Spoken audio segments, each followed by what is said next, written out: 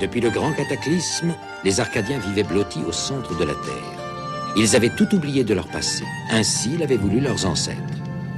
Jusqu'au jour où leur soleil, le Chagma, tomba malade.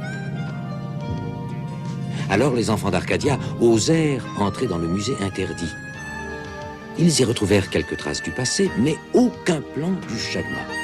Alors les enfants créèrent, puis envoyèrent vers la surface de la Terre leur messagère Arcana. Toi, enfant de la terre, écoute-moi. Toi qui as le secret du Chagma. Dans toutes les strates et les mondes engloutis. Suis Spartacus, Bob, Rebecca. Oh, vous, enfants de lumière, suivez-moi. Vous qui connaissez notre passé. Vers Arcadia, vers les mondes engloutis. Pour nous sauver la vie. Suis les mondes engloutis jusqu'au creux de la terre. Enfant, part et vole avec nous au fond des univers. Bien le bonjour les amis, les abonnés, les personnes qui passeront de passage comme ça aussi. Bienvenue à tous, j'espère que vous allez bien. Cette vidéo consiste à la présentation du thème du ciel de cette prochaine pleine lune du 14 septembre. Voilà, à heure de Paris, pour faire le focus, voilà, heure de Paris, le 14 septembre à 19 h. Voilà, je regarde sur le site internet AstroThème que j'aime utiliser comme outil support. Et en complément, je vais regarder aussi sur un site un peu plus scientifique qui est stellariumweb.org ou .com, je sais plus. Je vous le mettrai dans la description. Et voilà, et je compile les deux en fonction et j'en fais mon petit mélange à ma sauce. Donc bienvenue et voilà, j'invite tout simplement à accueillir ce qui vous parle, ce qui vous correspond, et ce qui ne vous parle pas, ne vous correspond pas, et ben mettez-le de côté tout simplement. J'invite au discernement, à la vigilance quant à mes lectures qui sont personnelles aussi, donc même si j'aborde un thème général du ciel avec les planètes, ça reste de mon point de vue, donc voilà, toujours vigilant, je peux me tromper, je peux faire des erreurs, enfin voilà, ça reste des lectures personnelles, donc voilà, j'invite à être vigilant et voilà, et en espérant vous faire passer en tout cas un agréable moment pendant cette lecture. À savoir que c'est un thème du ciel que j'ai commencé le 6 ou 7 septembre. Et là, je reviens donc d'un séminaire de 3 jours. Et je continue cette lecture avec de nouvelles énergies, des nouvelles choses. Et je trouve ça vraiment rigolo par rapport à ce que j'avais déjà noté avant ce séminaire. Donc, voilà, je vais dérouler tout simplement ce qui se passe. Alors, je vais commencer aussi par... il y a plusieurs infos en même temps, on se calme. À savoir que donc le 14 septembre, dans le calendrier grégorien, le calendrier basique, voilà, c'est le chrétien, voilà, tout simplement, c'est le jour de la croix glorieuse. Donc j'ai envie de le nommer parce que je pense que c'est important, parce que pour moi il y a des signes dans toutes sources d'informations qui peuvent arriver, que ce soit même dans les religions, quelles que soient les connotations qu'on puisse donner. Voilà, il peut y avoir évidemment des choses très dogmatiques, très enfermantes dans tout type de religion. Et à la fois, il y a aussi des messages, moi, qui m'interpellent, que j'aime bien partager. Donc voilà, je vais piocher dans toute ma besace d'infos, de connaissances et voilà, des croyances aussi qui me sont propres et que j'aime partager en fonction de mes aspirations et ce qui résonne en moi avec tout ça. Et donc, 14 septembre, pleine lune, dans le signe du Poisson, lors de ce jour de Sainte Croix. Donc, que représente la Sainte Croix? Moi, ça me parle du chemin de croix que chacun et chacune emprunte dans sa vie. Ça me parle aussi donc de la croix glorieuse, et c'est quand même pas n'importe laquelle, ça reste la croix. Alors je vais vous lire un passage que j'avais mis de côté parce que évidemment je vais piocher les informations pour trouver les termes les plus justes que je puisse trouver, et c'est vrai que dans les lectures je les trouve,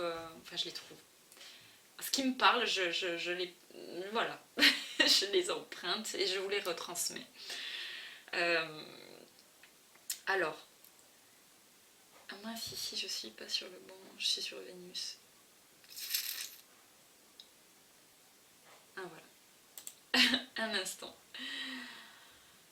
Alright, ce 14 septembre, l'Église fête l'exaltation de la Sainte Croix, cette croix qui est scandale pour ceux qui ne croient pas, et pourtant cause unique et universelle du salut de l'homme. Donc il y a un passage que je vais vous lire. Ô croix, mon refuge, ô croix, mon chemin et ma force, ô croix, étendard imprenable, ô croix, arme invincible. Au fur et à mesure que je la lis, j'entends ô croix, le fait de croire, c'est ce qui me vient là. La croix repousse tout mal. La croix met les ténèbres en fuite. Par cette croix, je parcourrai le chemin qui mène à Dieu. Invoque Sainte Odilon. Odilon, il en dit long. En la fête de la croix glorieuse du Christ, signe de la mort vaincue par la vie. Signe de la mort vaincue par la vie. Donc voilà, pour moi c'est un message très fort. Et voilà, et il y a un autre message.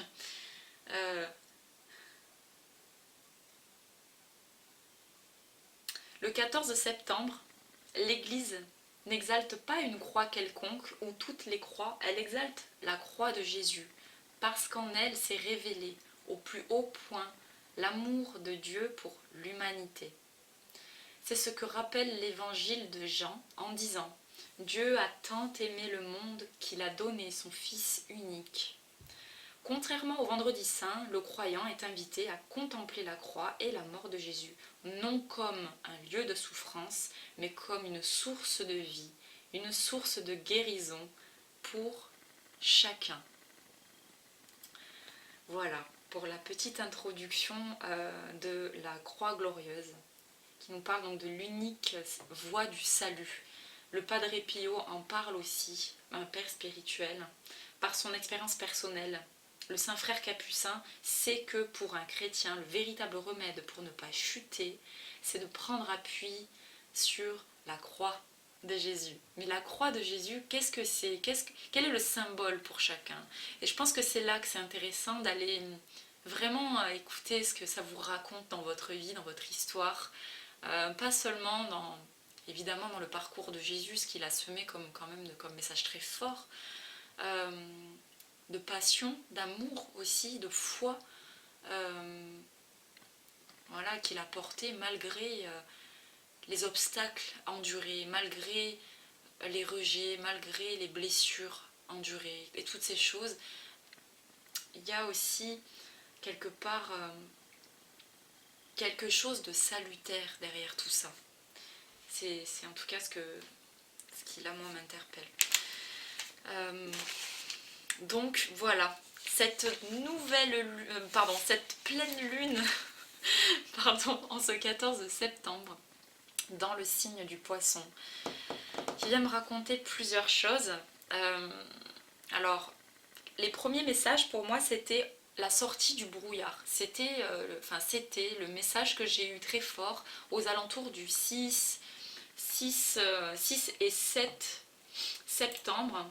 Et quand je me réfère après cette inspiration qui m'est venue, je vais sur stellariumweb.org, voilà, maintenant que j'ai l'œil dessus, et je constate que donc, le premier quartier de lune était donc le 6 septembre, que la lune est passée à 1,9 degré au nord de Jupiter, à savoir que Jupiter est une planète qu'on appelle président du Conseil des dieux, qui gouverne la terre, le ciel, mais aussi la foudre et le tonnerre. Donc c'est une planète qui est quand même très puissante, très forte, qui va venir quelque part bousculer pour mettre en exergue et vous permettre d'exalter votre plein potentiel. Et ce qui est enfoui, ce qui est peut-être retenu, ce qui est peut-être...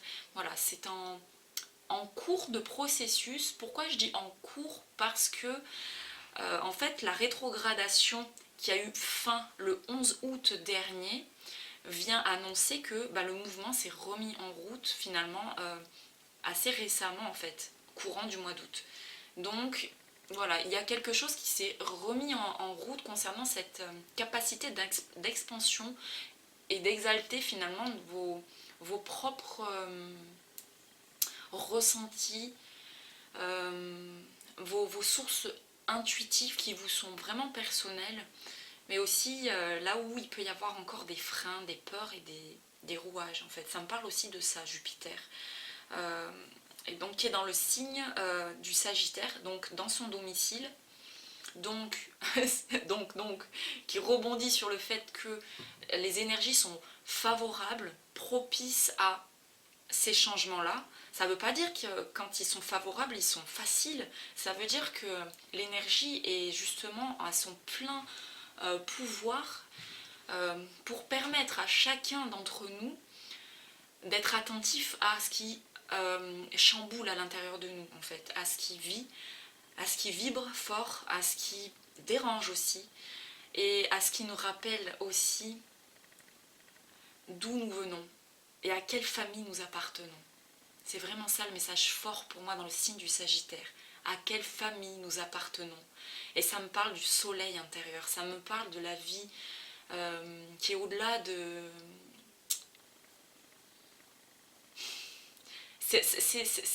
C'est une expérience vécue terrestre, bien sûr, mais c'est aussi au-delà de peut-être de l'entendement humain. Il peut y avoir des choses vraiment très profondes aussi qui se manifestent et qui sèment des potentiels créatifs, des sources d'informations auprès desquelles vous allez pouvoir vous reconnecter à travers des échanges de connexion. Et c'est là que ça me fait rebondir sur le signe du Poisson, signe d'eau, très sensitif, très émotif. Je vois ces deux poissons qui dansent ensemble. Ça me parle aussi donc de cet échange d'énergie, de cette alchimie d'énergie avec les êtres que vous rencontrez, que vous avez pu rencontrer et que vous allez encore rencontrer. Voilà, durant tout ce processus jusqu'à cette pleine lune du 14. C'est vraiment ça que ça me raconte. À savoir que c'est un cycle, donc alors je prends des notes. Là on est donc sur de la pleine lune au dernier quartier. Ensuite, donc là on traverse, au moment où je fais cette vidéo, nous sommes donc le 12. On est dans l'énergie Yod et Havé, on est dans l'énergie du He, c'est-à-dire que il y a une conscience qui s'infuse à l'intérieur de nous, et dans l'énergie du He, il y a une lucidité, une intelligence. Ça me parle de l'énergie de Mercure qui vient justement vous... comment je peux dire? Comme si l'Esprit Saint qui avait semé en chacun de vous les ressources et les informations nécessaires arrivait de façon lucide et consciente dans votre coupe. C'est un peu ce que ça me raconte. Et c'est dans l'énergie du He, qui est donc du premier quartier jusqu'à la pleine lune. Donc cette période-là, avant le 14 septembre. Et au moment du 14 septembre, donc on passe sur l'autre cycle qui nous parle à présent de l'énergie Vav. Et ça nous parle de ce qui infuse. Donc là, ça prend encore plus corps. C'est un peu comme s'il y avait quelque chose de aérien qui arrivait au niveau de la conscience, donc ici à hauteur de la tête et aussi des épaules. Et ensuite qui s'infuse dans le corps, qui vient vraiment se matérialiser en fait, qui va arriver pour prendre naissance, ensuite pour donner corps et donner vie à ce deuxième He, qui est cette vibration du cœur. Yod He Have. Le premier son du He, c'est un premier son d'amour, et le deuxième aussi, mais il y a aussi le son, je sais pas si c'est le son, c'est un mouvement de naissance. Et là qui a lieu durant le dernier quartier de lune jusqu'à la nouvelle lune, qui là aura lieu du 22 au 28 septembre. Voilà, je me suis un peu étalée sur le cycle lunaire. J'espère que ce sera quand même clair pour chacun et chacune d'entre vous dans les messages que j'ai voulu faire passer là. Pour revenir simplement au 14 septembre, j'ai tendance à aller d'où on vient et qu'est-ce qui va se passer, sans prétendre qu'il va se passer ça, mais ça me permet de refaire le lien en fait entre les deux. Donc en signe du poisson, on sort du brouillard. On sort du brouillard, oui. C'est vraiment moi ce qui me parle à travers donc cette capacité, cette grande sensibilité, cette capacité intuitive. On a aussi ce côté imperméable en fait, qui est mis en exergue en fait ce jour-là, parce que la lune perméable, j'ai dit imperméable, perméable, excusez-moi, plutôt perméable. Donc ça veut dire on est tellement sensible à l'environnement, on est tellement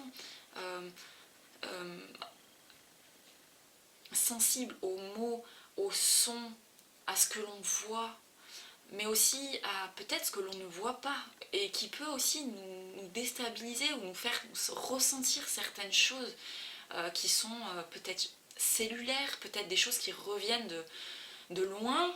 Ça peut aller pour certains d'entre nous, je pense, jusqu'à l'inconscient collectif, jusqu'à nos mémoires ancestrales, pour rester simplement dans l'ici, maintenant, dans notre vie terrestre à chaque individu. Ça peut parler de notre propre histoire, avec notre parcours de vie, notre enfance, notre éducation. Voilà, rien que ça a pu déjà semer des choses très, très denses. Et il est possible que donc cette nouvelle lune et cette capacité d'être perméable avec cette sensibilité à ce que l'on perçoit, ce que l'on entend, et viennent mettre justement avec force et intensité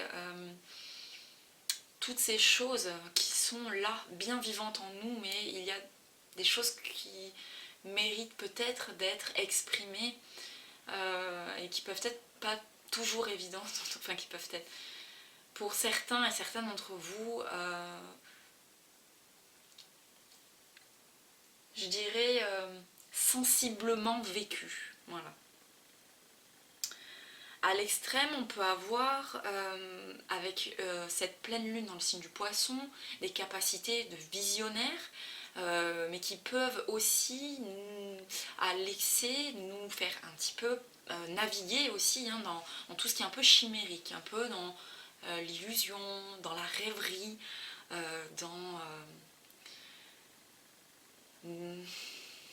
ouais, en même temps, en fait il y a les deux. Il y a ce côté, on peut partir dans l'illusion, la rêverie, etc. Et il peut y avoir aussi cette faculté à aller se plonger dans ces ressources de rêve pour s'autoriser tout simplement à rêver, parce que il n'y a pas de parce que, il n'y a pas à se justifier, c'est qu'en fait, il y a un moment donné, il y a l'appel du cœur, du ventre qui va vous amener vers ce que vous ressentez vraiment au fond de vous, dans votre cœur, et ce qui vous mène dans la danse de ce que vous souhaitez simplement vivre et incarner ici sur Terre. Et le signe du poisson, c'est quand même quelqu'un de rêveur, c'est signe d'eau, c'est aussi des romantiques, c'est aussi des poètes, c'est aussi des âmes. Ouais, ça me parle de ça, de danser avec toute cette poésie qui parfois peut aussi nous faire passer dans le côté mélancolie. Hein. C'est aussi ça les poètes qui peuvent aller chercher dans les profondeurs aussi. Voilà, toutes ces ressources-là. Mais pas que, c'est aussi un moyen d'en faire quelque chose de lumineux. Et pour en faire quelque chose de lumineux, moi ça me parle de quelque chose d'ancré en fait, de créer aussi. Et quand je repense à cette nouvelle lune hein, du 30 août dernier, qui était essentiellement basée sur le trigone en signe de terre, on avait le taureau, le capricorne et qui j'ai oublié taureau, le capricorne, le bélier, je crois que c'est pas tout à fait ça et vierge, voilà, c'était le vierge. On avait vraiment cette invitation, cette mise en lumière, voilà, de ces nouvelles énergies d'amour, d'envie, d'incarner l'amour et de vivre pleinement ce à quoi nous aspirons vraiment, même si ça fait peur. Alors il y a un message aussi que j'ai écrit, que j'ai noté, concernant donc le 14 septembre, on a Mars qui se situe dans le signe de la Vierge à 17 degrés, qui vient nous parler d'une énergie nerveuse à côté de la conjonction solaire dans ce signe-là. Donc il est possible que le message de la Vierge, c'est « je sers », c'est l'envie de servir, c'est l'envie de donner. Et on peut avoir quelque part une envie tellement importante ou une envie de bien faire, avec cette énergie solaire, il peut y avoir une nervosité qui est présente, une énergie nerveuse et une réaction affective aussi qui peut être violente, vécue pour certains d'entre nous, d'entre vous. Voilà, avec l'énergie Mars, hein, dans le signe de la Vierge. Ça peut être aussi une capacité à voir les choses de façon lumineuse aussi dans sa vie, même si il y a des moments difficiles ou inconfortables vécus. C'est aussi la capacité de pouvoir mettre cette énergie de nervosité à bon escient, je dirais. D'en tirer quelque chose de constructif et de bénéfique de tout ça, afin d'en semer quelque chose, comme on dit, d'en faire mieux la prochaine fois, d'en faire quelque chose de constructif. Vous savez, des fois on se dit « oh là, j'ai raté ça, j'aurais voulu faire ça » ou « ben non, en fait, enfin pas ben non, c'est plutôt « ok, j'accepte ce moment où peut-être j'ai eu des moments de retenue par rapport à certaines énergies, certaines retenues qui étaient présentes à ce moment-là, mais ok, je sais que je peux faire mieux la prochaine fois. » C'est vraiment le message aussi que j'ai envie de dire, c'est aussi ça. D'avoir vraiment de la bienveillance quant à nos capacités et chaque chose en son temps. Voilà, cette énergie de maturation. Il y a des choses qui ont besoin d'être conscientisées un temps, qui sont pas toujours agréables parce qu'elles sont vécues, le fait qu'on est observateur, et ben il y a un temps pour observer comment notre corps réagit avant d'agir peut-être, et voilà, il y a peut-être un rythme, un tempo pour chaque individu, et je pense que c'est important de respecter ça simplement en toute bienveillance et en accueillant. Nous avons, dans le signe de la Balance, nous avons Vénus ici à 10 degrés le 14 selon Astrothème.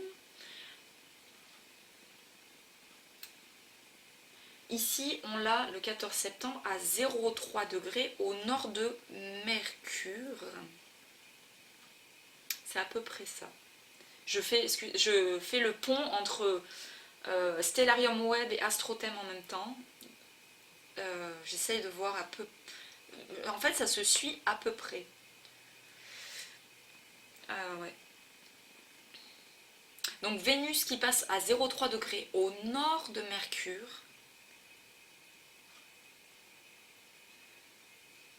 Et ça vient me parler, là j'avais noté, le fait que Vénus passe devant la constellation aussi de la Balance, ça nous parle de passion, de reconnaissance sociale, mais aussi d'une envie intense, d'avoir envie tout simplement de former une union.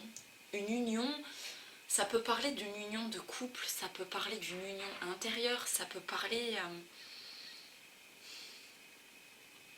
d'une envie de raffinement, et de quelqu'un qui peut aussi être, qui peut avoir horreur des excès, parce que la balance, c'est ça, hein, soit ça navigue dans l'un dans l'autre, donc il peut y avoir cette énergie de passion et de ne pas vouloir les excès, au contraire de vivre quelque chose de plus doux, plus raffiné, plus sensuel, poétique. Il y a comme une harmonie en fait dans le signe de la Balance. Quelque chose qui danse. Quelque chose d'un peu comme ça.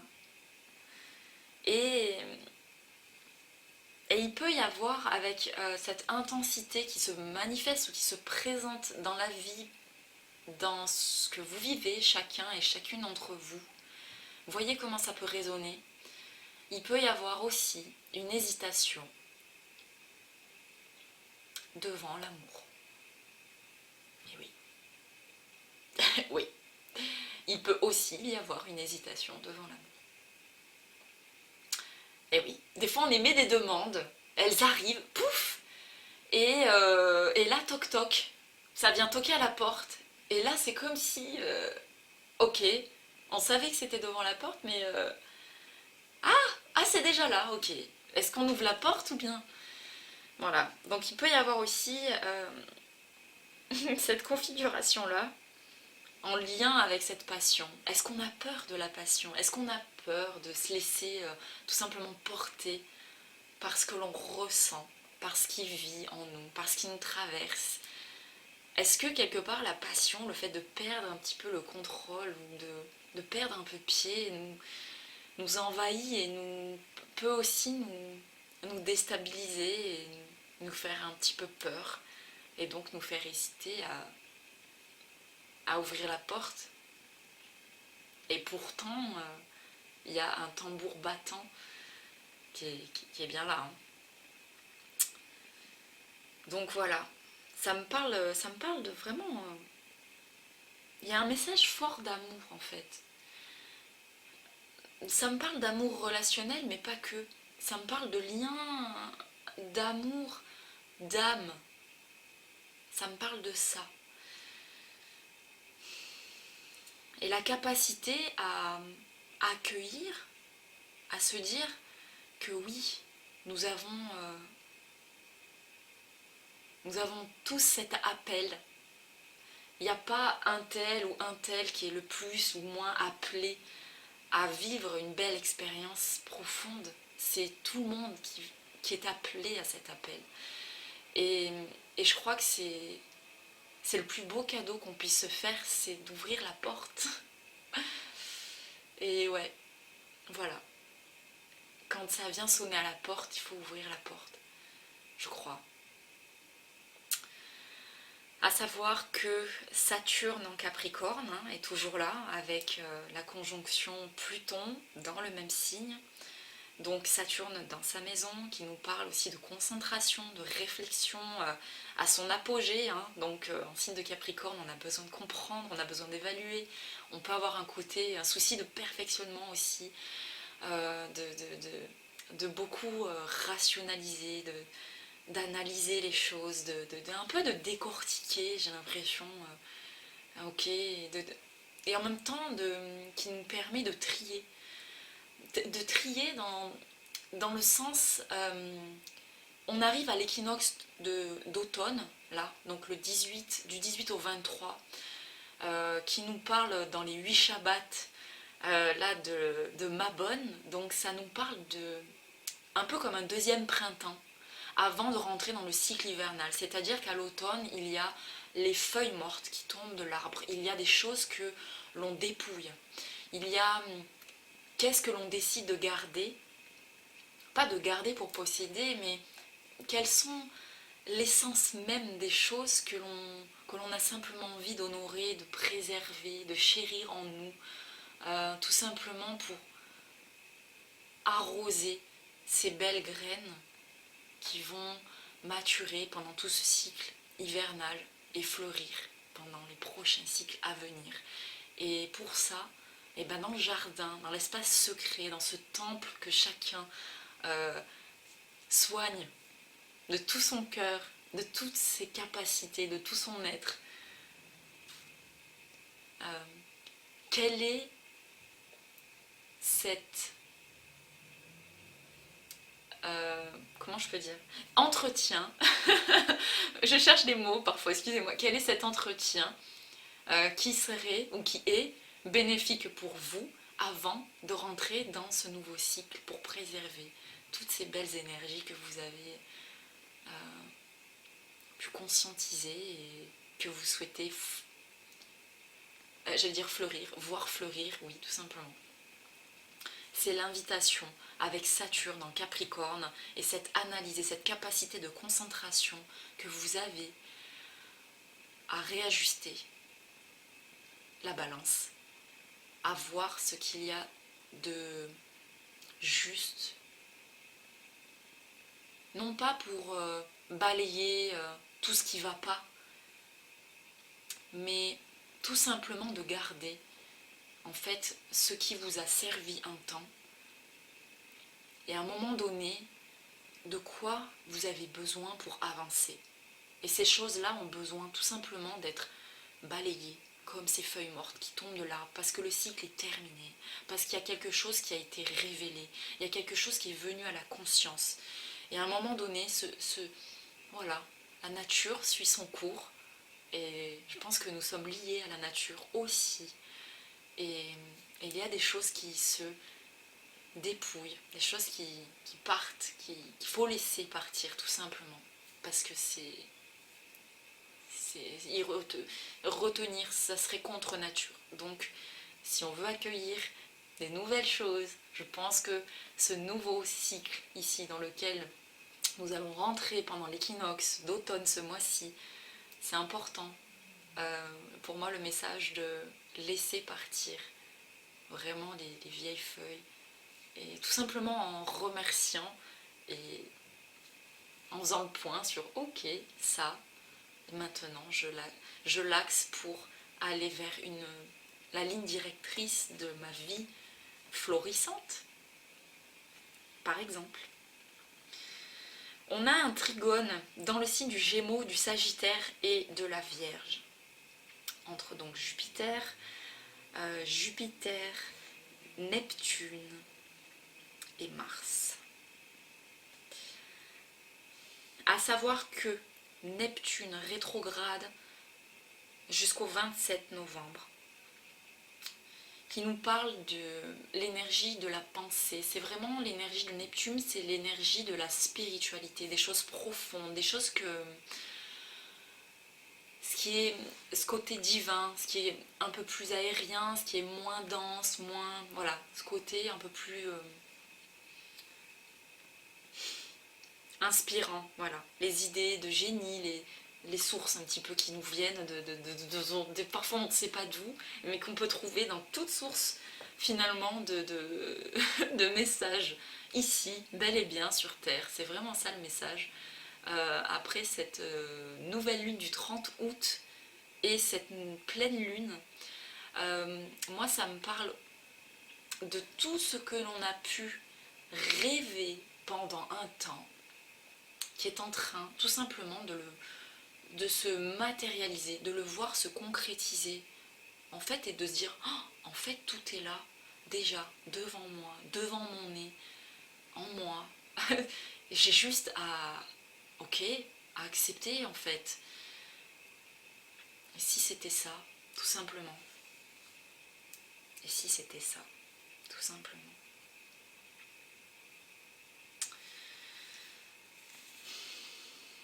On a aussi les forces instinctives qui proviennent du passé, qui nous révèlent le meilleur comme le pire en nous, avec l'énergie de Pluton en conjonction avec Saturne, dans le signe de Capricorne.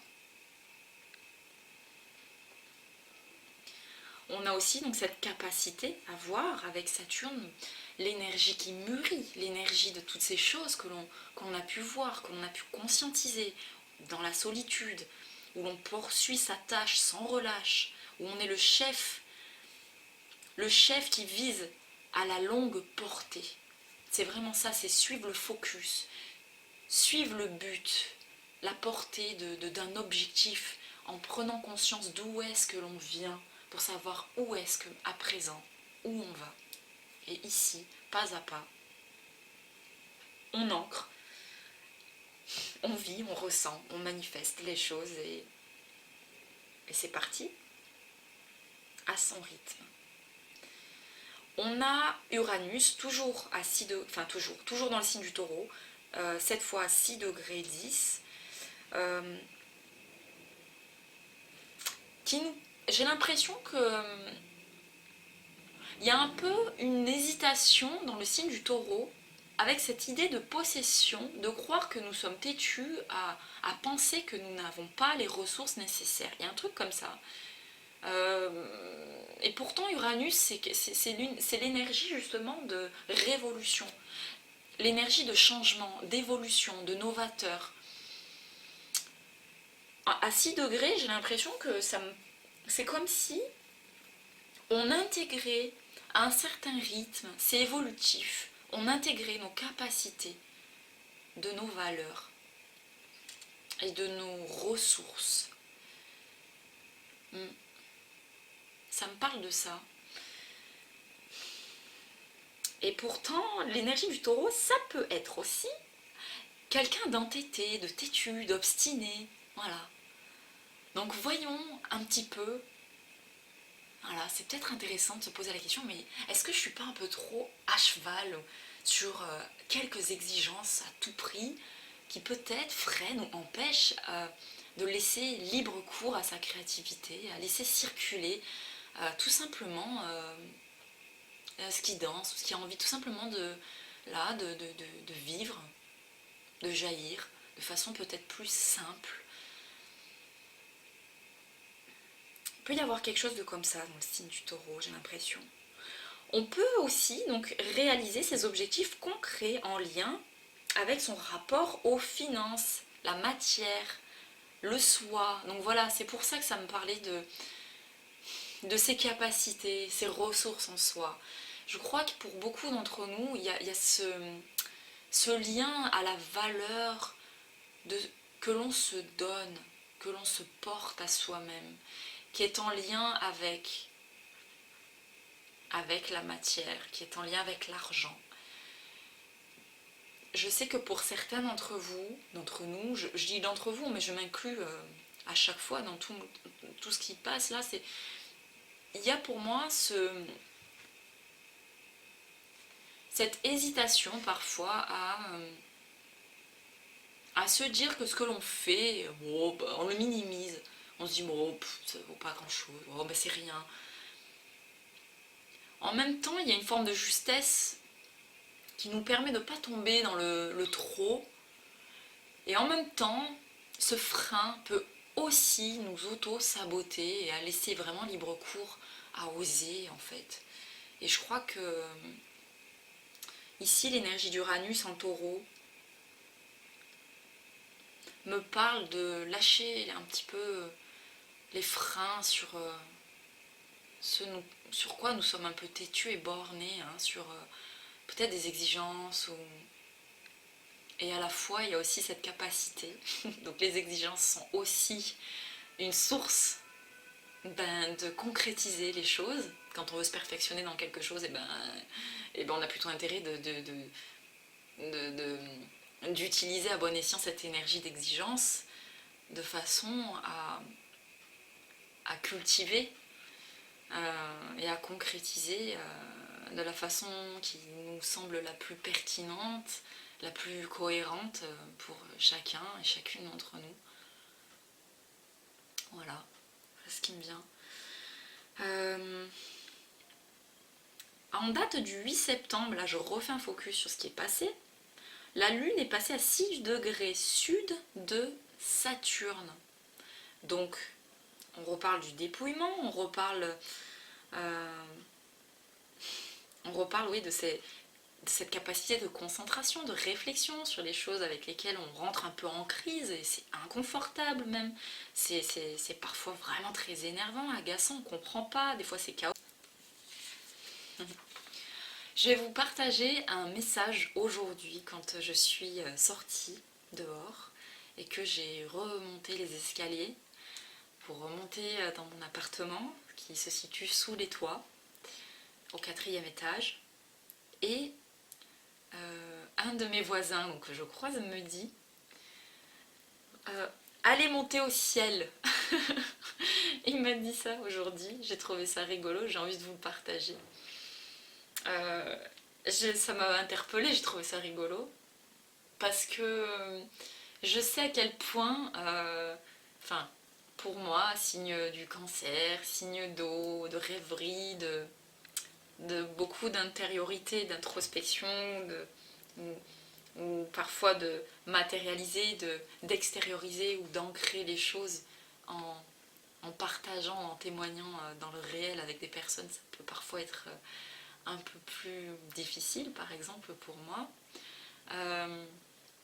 Ici, cette montée au ciel, ce message de aller monter au ciel, c'était comme me souffler ce murmure au cœur qui me dit sors d'une certaine forme de densité et ose prendre aussi de la hauteur, ose vivre quelque chose de léger, ici-bas, dans la terre aussi, ici sur terre. Ça me parlait vraiment de ça, j'ai trouvé ce message vraiment drôle et donc je lui ai répondu quand il m'a dit ça. Non, il m'a d'abord dit ça et le deuxième message il m'a dit mais le ciel accompagne et cela par moments seulement.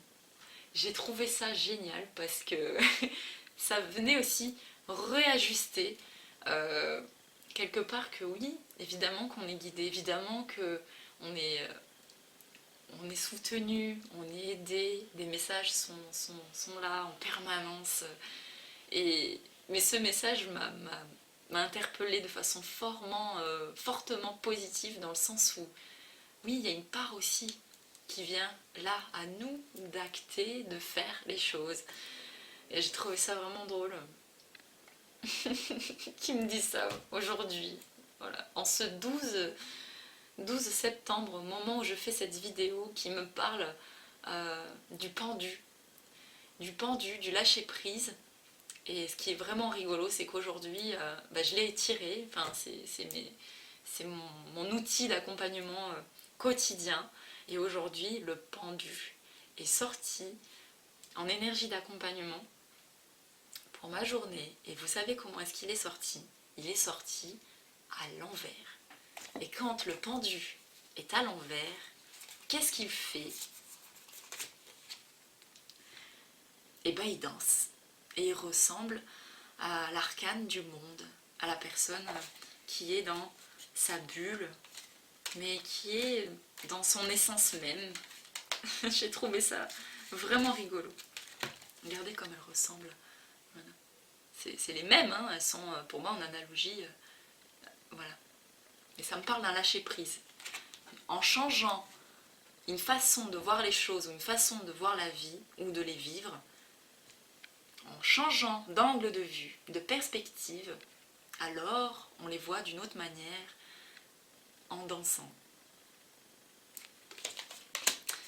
En ce 12, voilà, c'était le petit message. Voilà, cette vidéo dure 43 minutes. Je vais peut-être interrompre la vidéo, ça commence à faire un certain temps. Ah, alors j'ai pas, alors j'ai encore d'autres messages parce que j'ai écrit beaucoup de choses. Je vais essayer d'écourter. Allez, je vais simplement terminer sur ici. On a des astéroïdes aussi. On a Vesta qui est dans le signe du Taureau, qui est la quatrième astéroïde qui est localisé dans la ceinture, entre la ceinture donc du mouvement de la planète Mars et du mouvement de la planète Jupiter. À cet endroit-là, il y a une ceinture d'astéroïdes. Et dans cette ceinture, plusieurs astéroïdes donc, ont été référencés. Nous avons donc Vesta, Cérès en premier, Cérès, Pallas, Junon, Vesta, il y en a plein d'autres.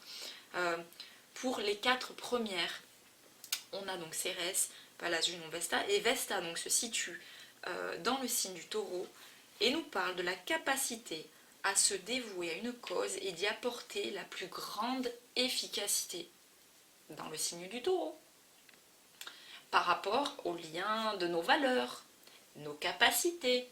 Nous sommes capables, autorisons-nous à voir que nous puissions l'être et cessons peut-être de nous obstiner à penser que c'est simplement les autres qui en sont capables. Nous en sommes tous autant que nous sommes capables avec nos ressources qui nous sont propres. Chacun et chacune avons notre empreinte, nos facilités, les choses avec lesquelles nous sommes peut-être moins à l'aise aussi. Et ben oui, ok, ça fait aussi partie de l'équilibre des choses et de l'harmonie de chacun. Et de le voir, c'est bien, je pense, de le reconnaître, et ça nous permet tout simplement d'avancer. On a aussi l'idée d'un caractère actif, ambitieux, parfois prétentieux. Ça peut être aussi le cas, parce que le fait de cette capacité à se dévouer, c'est aussi cette capacité à se dépasser. Et forcément, quand on croit en nous-mêmes, et ben parfois on peut aussi un peu trop croire en nous, mais et en même temps, j'ai envie de dire, et alors, il vaut peut-être mieux croire et tenter et voir plutôt que ne pas du tout croire et pas essayer. C'est tellement dommage. Donc voilà, il y a l'idée de Vesta dans le signe du Taureau, caractère ambitieux, actif, des facultés intellectuelles. Ah oui, une autre chose, les facultés intellectuelles qui peuvent être limitées et l'incompétence qui condamne les projets à l'échec. Donc c'est à travers la remise en question constructive de nos capacités, en voyant ok, les ressources que nous avons au jour d'aujourd'hui et ce sur quoi nous pouvons encore nous améliorer, nous perfectionner. On est tous en apprentissage, en pleine découverte et en capacité de mettre en œuvre les choses pour s'améliorer. Et c'est peut-être l'invitation avec Vesta à 27 degrés dans le signe du Taureau. Voilà sur quoi je clôture. Voilà. Je clôture cette vidéo. Voilà, Mercure et Vénus dans le signe de la Balance. J'ai énuméré les messages qui me venaient. J'ai évité de rabâcher. Voilà. Chiron dans le signe du Bélier, qui nous parle d'une guérison, notre capacité d'action, d'investissement, d'autonomie. Et voilà. Voilà les énergies pour moi. Et la capacité, on sort du brouillard. Donc on sort de cet entêtement de s'accrocher aux mémoires du passé, de s'accrocher à des croyances, à des autosabotages qui ne nous appartiennent pas. Ce qu'on a mangé pendant un temps, à un moment donné, stop. On choisit quelle recette on a envie dans notre vie, de façon à la rendre tout simplement plus belle et plus harmonieuse et plus légère et voilà, et vivante, plaisante, enrichissante, épanouissante. Dansons la vie, le pendu. Moi voilà, on va clôturer la vidéo sur ça. Voilà. Je vous souhaite une merveilleuse pleine lune à chacun et chacune d'entre vous. Je vous invite, pour ceux et celles qui le souhaitent, à participer à un soin énergétique collectif Lao Chi que je propose lors de ces nouvelles lunes et ces pleines lunes. Vous avez dans le descriptif de cette vidéo mon adresse Facebook professionnelle et à mon adresse mail pour ceux qui souhaitent me contacter pour ou un soin en individuel ou un accompagnement. Voilà. Et je vous communique toutes les informations que vous pouvez me demander dans la mesure du possible et de mes capacités, bien entendu. Voilà. Donc merveilleuse pleine lune, très bel équinoxe à chacune d'entre vous. Prenez bien soin de vous. Merci de m'avoir écouté. Merci pour vos likes de soutien, ça me fait chaud au cœur, ça m'encourage à continuer, ça booste et c'est super. Voilà, ça booste, c'est porteur et merci pour vos commentaires, vos dons, vos partages, vos témoignages. Voilà, tout est la bienvenue et merci, gratitude à tous. Je vous dis à bientôt et à bientôt. Prenez soin de vous. Bye bye.